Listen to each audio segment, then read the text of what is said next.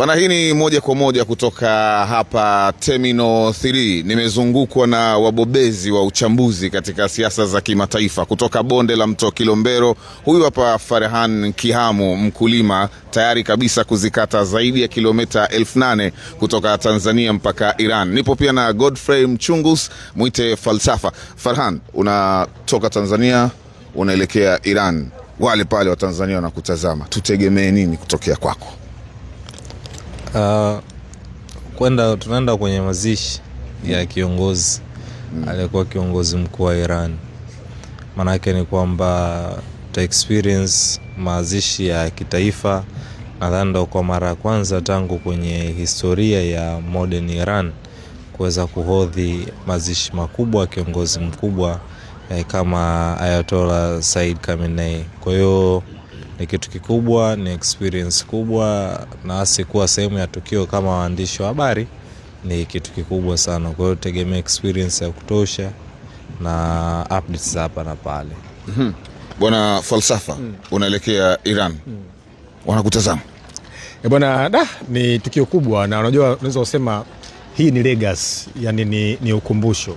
Unafahamu kabisa kwamba ni kiongozi ambaye sio tu ameweka athari katika wananchi wa Iran lakini dunia nzima. Kwa hiyo watu wengi ambao wanaenda kule na sisi tunaenda kule, maana ni kwamba tunaenda kuweka historia au tunaenda kuweka legacy, kwamba kiongozi ambaye mwenye heshima, kiongozi ambaye ukitazama historia yake, haiba yake imegusa watu wa ndani ya Iran na hapa kimataifa. Kwa hiyo sisi mwanzo tulikuwa tunazungumza tu hivi, sasa tunaenda kushuhudia yale maeneo mbalimbali ya kimkakati na ya kijiopolitiki katika nchi ya Iran. Kwa kweli ni experience tofauti sana. Basi kwa pamoja tuseme tukutane Iran insha Allah.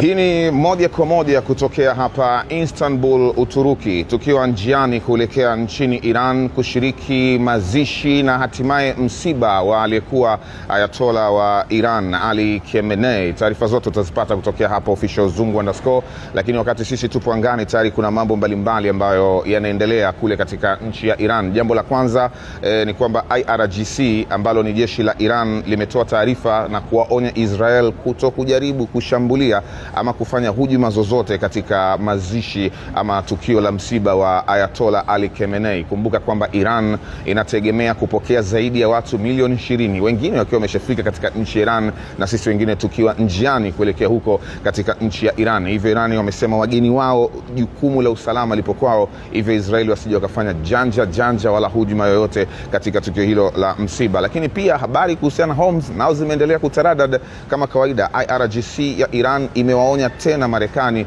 kuto kuingilia mambo ya Homs, na ikazionya meli mbalimbali ambazo zinapita Homs kufuata maelekezo ya njia wanazoelekezwa na Iran na sio kupita njia ambazo wanajiamulia wao. Tukio lingine kubwa ambalo limetokea Iran leo imefanyika kumbukumbu ya aliyekuwa mke wa Mojtaba Khamenei ambaye aliuawa na majeshi ya Marekani pamoja na baba yake ambaye ni mkwe wake Ali Khamenei. Kwa leo pia pale wamefanya shughuli hiyo ya kumkumbuka. Of course kwenye shughuli watu wengi walikuwa wanatazama kwamba je, Mojtaba atatokea na ataonekana katika kumbukumbu hiyo ya mke wake, lakini hakutokea wala hakuonekana kama ambavyo unaona pichani. Kwa hiyo hayo ndio mambo makubwa ambayo yanaendelea Iran. Sisi tuko njiani hivi sasa, tupo Uturuki. Nadhani mara baada ya masaa kadhaa tutakuwa tunaingia katika nchi ya Iran. Tegemea mengi kutokea katika nchi ya Iran yanayohusu msiba, lakini pia tutakujuza kuhusu lifestyle sambamba na utamaduni. Mimi ni Kelvin Rafael Zungu. Hii ni moja kwa moja kutoka Uturuki, tuko njiani kuelekea Iran. Bana, moja kwa moja kutokea Istanbul Atatürk Airport, wenyewe wanapenda kuita gateway, kuelekea Asia, kuelekea Ulaya. Na mkulima kutokea bonde la mto Kilombero, Morogoro, nimewasili Istanbul. Safari ni kuelekea nchini Iran, katika jiji la Tehran, safari ambayo itaanza muda mchache, masaa machache kutokea hivi sasa. Na kama ambavyo hali ilivyo ni kwamba wageni ni wengi ambao wanatarajiwa kuwasili katika jiji la Tehran nchini Iran, ambapo pia watu mbalimbali wanatajwa kwamba watahudhuria mazishi ya ndege. Nyingi zimejaa kuelekea Iran, lakini pia sehemu za kulala inasemekana tayari zimejaa.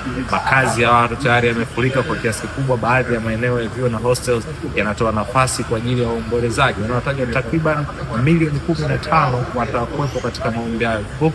Ni mazishi ya sio tu kiongozi mkuu wa Iran, bali mazishi ya kiongozi wa imani ya Shia ukimtoa Ayatollah Sistine ambaye yuko nchini Iraq, basi Ayatollah Said Hussein Khamenei ni mmoja kati ya viongozi wakubwa wa imani ya Waislamu wa Shia ambao kutokea Kalbara, kutokea Mashhad, kutokea Qom, kutokea Tehran, lakini pia kutokea nchi mbalimbali Mashariki ya Kati, magharibi mwa Asia, lakini pia barani Ulaya na nchi za kijamaa watahudhuria mazishi yake.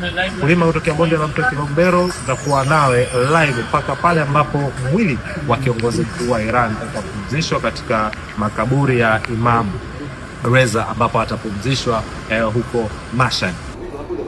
Bana, hapa tulipo ni Istanbul, ambapo huu ni uwanja wa ndege wa kimataifa wa Istanbul, kwa maana Istanbul Ataturk Airport. Moja kati ya kitu ambacho mara zote huwa nakizungumza ni kwamba kama dunia ingekuwa ni nchi moja, basi makao makuu ya dunia yangekuwepo katika jiji la Istanbul ama yangekuwepo Uturuki, kwa sababu ndipo sehemu ambapo wanasema where east meets the west, sehemu ambapo mashariki inakutana na magharibi. Kwa nini nazungumza hivyo? Nazungumza hivyo kwa sababu mfano katika mji huu wa Istanbul, airport hii ya Istanbul Ataturk iko katika wilaya ya Almatov. Ni wilaya ambayo iko upande mwa Ulaya wa Istanbul, kwa sababu pia jiji la Istanbul limegawanyika. Kuna kipande kiko bara la Asia, kuna kipande kiko bara la Ulaya. Kwa hiyo hapa tulipo sisi ni bara la Ulaya, European side of Istanbul, ndipo ambapo iko Istanbul Ataturk Airport katika wilaya ya Almatov. Kwa hiyo ukitaka kwenda Asian side, upande wa bara la Asia la Istanbul, basi unaweza ukaenda kwa metro, kwa gari na kwa namna mbalimbali. Utaambiwa hapa sasa, baada ya daraja utaambiwa hili ni bara la Asia. Na ndio maana tunasema kwamba ni sehemu pekee ama ni nchi pekee ambayo mji wake mkuu upo kwenye mabara mawili tofauti. Na ndio maana moja katika wale wa mpira wa miguu, dabi kubwa zaidi duniani ambayo inatambulika kama Intercontinental Derby ama Kiterrasi Derby ama The Eternal Derby ama Istanbul Derby, mechi kati ya Fenerbahce dhidi ya Galatasaray, kwa sababu kuna klabu moja inatokea upande wa Ulaya mwa jiji la Istanbul na moja inatokea upande wa Asia wa jiji la Istanbul, na ndio maana ikaitwa Intercontinental Derby, yani ni dabi ya mabara tofauti ndani ya ligi moja, nchi moja, jiji moja linaitwa Istanbul.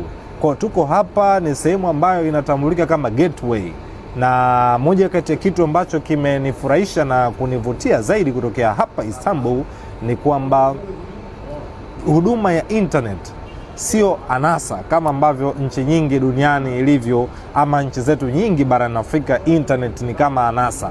Hapa ukifika unajaza details zako za kwenye simu, umekaa kwenye siti namba ngapi, ndege gani, surname, ina fetch data, abiria, unapata internet bomba yenye kasi muda wote, masaa yote, popote unapoenda internet na kufuata.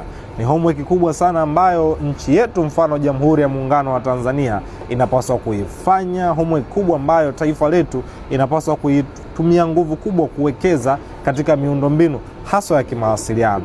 Mgeni umefika hapa, unataka kutazama tiketi yako, unataka kuona wapi unakoenda, unataka kuwasiliana na mwenzako labda mmepotezana katika transit, internet inarahisisha michakato kama hiyo. Kwa hiyo ndo faida ambayo tumeipata ndani ya jiji la Istanbul. Wakati huo sasa safari ikiwa ni kuelekea Tehran nchini Iran, moja kati ya safari ambayo itakuwa ya kuvutia sana. Ni masaa 3.5 kutokea hapa Istanbul Ataturk Airport kuelekea Imam Khomeini International Airport, kwa maana ya jiji la Tehran nchini Tehran. Mimi naitwa Farhan Kiham, mkulima mwenzako kutokea bonde la mto Kilombero. Ni kuendelee kukaribisha, endelee kukaa nami, endelee kukaa nasi kuona namna gani ambavyo yatajiri, lakini kwa udhamini mkubwa sana wa Imperial Ceramics, wataalamu wa vifaa vya ujenzi, tiles, sanitary ware. Sisi ndo nyumbani kwetu hapa, ili uweze kupata kila kitu katika ubora na umaridadi wa hali ya juu kabisa. Assalamu alaikum. Unajua kwa saa za nyumbani Tanzania ni saa moja sawa na saa za hapa Uturuki, ila saa moja ya hapa jua bado lipo. Yaani saa moja ya hapa Uturuki sasa hivi ni saa moja usiku, lakini ona saa moja usiku hii ya Uturuki, lakini bado kuna jua kali sana. Huwezi kuamini kama ni saa moja. Wenyeji wa hapa wanasema jua huwa linachelewa kuzama kweli, na kuna baridi pia, lakini jua bado lipo.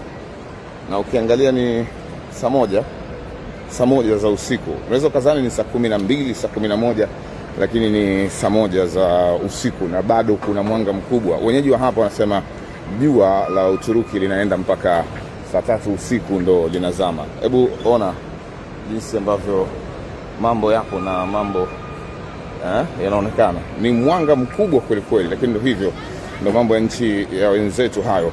Kwa Tanzania unaweza kufananisha na Kigoma hivi, kwamba Uturuki inafanana na Kigoma kwa maana kwamba jua linachelewa kuzama ama vipi? Lakini ndo hivyo, Uturuki hivi sasa ni saa moja, lakini ndo kwanza kama saa 12. Unaona mambo? Hii ni saa moja usiku.